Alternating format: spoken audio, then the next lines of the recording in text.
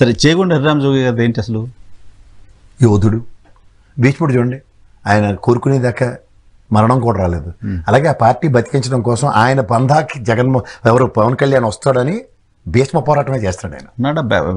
ఈయనకి ఇన్ని స్థాయిలో లెటర్లు రాస్తే, సీట్లు అనౌన్స్ చేస్తుంటే, జిల్లాలకి సీట్లు అనౌన్స్ చేస్తుంటే పవన్ కళ్యాణ్ ఎందుకు సైలెంట్గా ఉంటున్నారు? ఆయన ప్రశ్న ఒకటి ఇచ్చారు, ఏమని?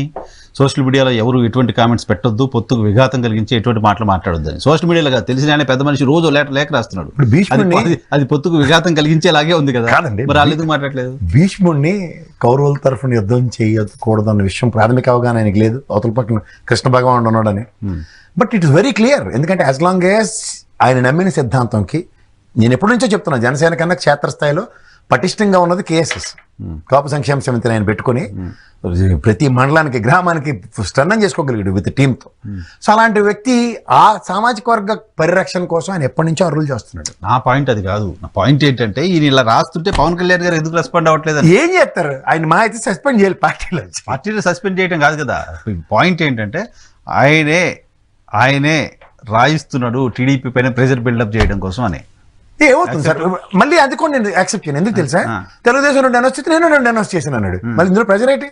ఇప్పుడు ఎప్పుడైనా సరే పవర్ షేరింగ్ ముఖ్యమంత్రి సార్, ఒక మాట చెప్పనా, వీళ్ళ చేతిలో ఏమి లేదు సార్. అందుకే చూడండి హెలికాప్టర్ వంకలు. అదే సభకి జగన్మోహన్ రెడ్డికి కూడా పర్మిషన్ ఇవ్వలేదు మొన్న ఆయన వెళ్ళే దగ్గరికి. పవన్ కళ్యాణ్ కూడా డినై చేశారు. చాలా మంది హెలికాప్టర్ వేసుకుని తిరుగుతారు, చంద్రబాబు నాయుడు గారు వెళ్తానే ఉంటారు, తిరుగుతూనే ఉంటారు. మొన్న భీమవరంకే కదా పర్మిషన్ ఇవ్వండి. ఒకసారి రీకలెక్ట్ చేసుకోండి, పవన్ కళ్యాణ్ జగన్మోహన్ రెడ్డి గారు కూడా పర్మిషన్ ఇవ్వలేదు కాలేజీలో. అంతకుముందు అదే గ్రౌండ్ లో జగన్మోహన్ రెడ్డి గారు హెలికాప్టర్ దిగింది అనేది నేను ఇక్కడ జనసేన పర్మిషన్ ఇవ్వలేదు కాలేజీలో అడగండి కావాలంటే. ఇక్కడ హెలికాప్టర్ అనేది ఒక వంక. ఎందుకంటే ఇప్పుడు ఇన్స్టంటేనియస్ ప్రెజర్ డెవలప్ అయిపోతుంది. నియోజకవర్గాలకు వెళ్ళి మీటింగ్లు పెడితే, సార్ మా టికెట్ పరిస్థితి ఏంటి, మనం పొత్తు ఏంటి, తెలుగుదేశం మన వాళ్ళకన్నా మనం ఎంత, మనకన్నా వీళ్ళు ఎంత, మేము ఎంత కష్టపడుతున్నాం, మాలోనే 3-4 ఉన్నారు, మీరైతే మీరు ఇక్కడ నిలబడి మేము డబ్బులు ఖర్చు పెట్టుకుంటాం. అలాంటి ప్రవచనాలు వచ్చేస్తున్నాయి. అక్కడ నేను గ్రౌండ్ రిపోర్ట్లో నాకు తెలుస్తున్నాయి, అక్కడ నేను మాట్లాడుతున్నాను చాలా మంది ఇతరత మహారథులతో. అందరూ ఎలా ఉన్నారంటే ఒగ్గబట్టుకుని ఉన్నారు. సో ఇలాంటి దగ్గర ఏమవుతుందంటే బెటర్ అక్కడ వీళ్ళందరికీ రూట్ మ్యాప్ బీజేపీ ఇవ్వాలి. సరే చంద్రబాబు నాయుడే చెప్పుకుంటాడు నంద్యాల నా వల్ల కావట్లేదు, నా టికెట్ నేను అనౌన్స్ చేసుకోలేని నిస్సహాయ స్థితిలో ఉన్నప్పుడు పవన్ కళ్యాణ్ ఎంత. చివరిగా లేటెస్ట్ జన్మత్ అప్డేట్ చెప్తాను మీకు. నిన్న సాయంత్రం ఇచ్చింది లోక్సభ ఎలక్షన్ సంబంధించి. బీజేపీ 331 నుంచి 334, వెరీ గుడ్. కాంగ్రెస్ 42 నుంచి 44, తృణమూల్ కాంగ్రెస్ 23 నుంచి 25, వైఎస్ఆర్ కాంగ్రెస్ పార్టీ 17 నుంచి 19, బీజేడీ బిజు జనతా దళ్ 10 నుంచి 12, ఆప్ 5 నుంచి 6, తెలుగుదేశం 6 నుంచి 7 కూటమి. Very good. ఎవరికి కాలేదు 25 మంది ఎటు వెళ్ళినా అటు బీజేపీకి భజన చేసుకునే బ్యాచ్. పేరుకే వైఎస్ఆర్సీపీ టీడీపీ. వాళ్ళతో ఎవరితోనూ ఉపయోగం లేదు. వాళ్ళు 25కి 25 ఇచ్చుకోమనండి, 30కి 30 ఇవ్వమనండి లోకేష్ లెక్క ప్రకారం. పట్టించుకోవాల్సిన అవసరం లేదంటారా? పట్టించుకోవాల్సిన టైం వేస్ట్ అది. మాకు కావాల్సింది రాజ్యసభ సార్. ఆంధ్రప్రదేశ్ రాష్ట్రానికి వీటో పవర్ వచ్చింది, చేత కాదని ఒప్పుకున్నారు. 40 ఏళ్ళు పట్టి ఈ తెలుగుదేశం చరిత్రకు చెప్పనా, రాజ్యసభ ఇచ్చినోడు కూడా వాళ్ళ దగ్గర లేరు. అందుకే ఎందుకు అసలు రాజ్యసభ సీట్లు ఏమో లేకుండా చేస్తే భగవంతుడు నిర్ణయం కాదు, దైవ నిర్ణయాలు ఎలా ఉంటాయంటే నీకున్నా నీది ఉంచుకోలేకపోతున్నావు అని చేత నీకు మొత్తం సీటు చింపేయడం బెటర్ అనుకున్నాడు. ఇప్పుడు జరిగింది అదే, తెలంగాణలో కూడా అదే జరిగింది.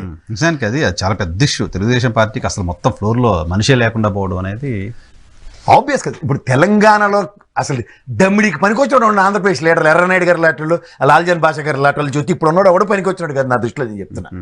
అలాంటిది ఇక్కడ అతిరేత మహారథులు తెలంగాణలో ఎవరో దాకా. ఎందుకంటే రేవంత్ రెడ్డి ఉద్యమం ఉవ్వెత్తులు లేస్తుంటే గన్నట్టుకుని సభ నడిపించిన వాళ్ళు మైనంపల్లి హనుమంతరావు గారు, రేవంత్ రెడ్డి గారు ఆ జన్మంతో రుణపడి ఉండాలి అలాంటి వ్యక్తులకి.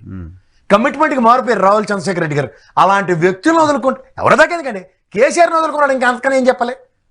జన్మభూమి కమిటీల రూపకర్త, కర్మక్రియ, కార్యకర్తల యొక్క వైభవాన్ని పార్టీకి అతీతం చేసిన వ్యక్తి. పార్టీ ఫ్లోలో కొంతమంది వస్తుంటారు, కొంతమంది పోతుంటారు, కొన్నిసార్లు ఫ్లోలో రావడం వేరు, ఫ్లూక్గా రావడం వేరు, చేజేట్ల వదులుకోవడం వేరు.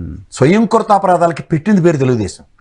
నిక్కచ్చిగా నిస్వార్థంగా పనిచేసిన వాళ్ళని ప్రతిసారి డ్యామేజ్ చేసుకుంటుంది. చూసుకోండి కావాలంటే.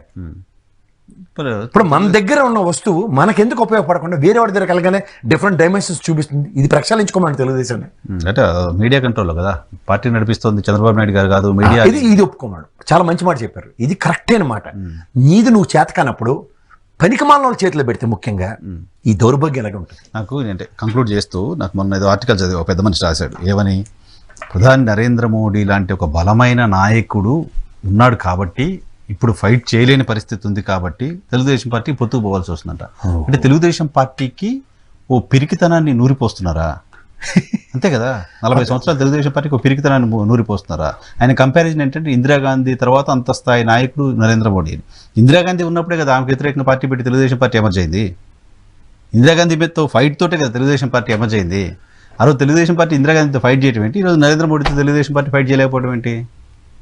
అదే సార్ నేను అంటుంది ఏంటంటే మనకి అంటే మన ఇవన్నీ చెప్తే విషయ పరిజ్ఞానం ఇవన్నీ ఉన్నప్పుడు చెప్తే తెలుగుదేశం పార్టీ నాయకులు కార్యకర్తలకు ఏదో వ్యతిరేకంగా మాట్లాడినట్టుంటుంది. But facts. నేను ఎప్పుడైనా సరే గత వైభోగం పూర్వ వైభోగం ఆ తెలుగుదేశం పార్టీ ముందు నుంచే జీవితంతో నడుస్తూనే తిరుగుతున్నాను. మనం చూడడం తెలుగుదేశం కాదు కదా సార్, చూసిన తెలుగుదేశం చేతుల్లో ఇలా ఉందన్న దాని మీదే మాట్లాడుతున్నాం. డెఫినెట్గా డైనమిజం చంపేశారు, ఆ ఫైటింగ్ స్పిరిట్ పక్కన పెట్టేశారు. ఓకే సార్, ఇక్కడ తెలంగాణలో అవతల వాళ్ళపైన చంద్రబాబు నాయుడు గారి ఒరిజినల్ ఎబిలిటీని కిల్ చేశారు. అవతల వాళ్ళ క్యారెక్టర్ అసాసినేషన్ చేయడం ద్వారా రాజకీయం చేద్దాం అనుకున్నారు, నాశనం అయిపోతున్నారు, ఇబ్బంది పడుతున్నారు. పార్టీ నాయకుల్ని కార్యకర్తలను ఇబ్బంది పెడుతున్నారు, వాళ్ళని నాశనం చేస్తున్నారు.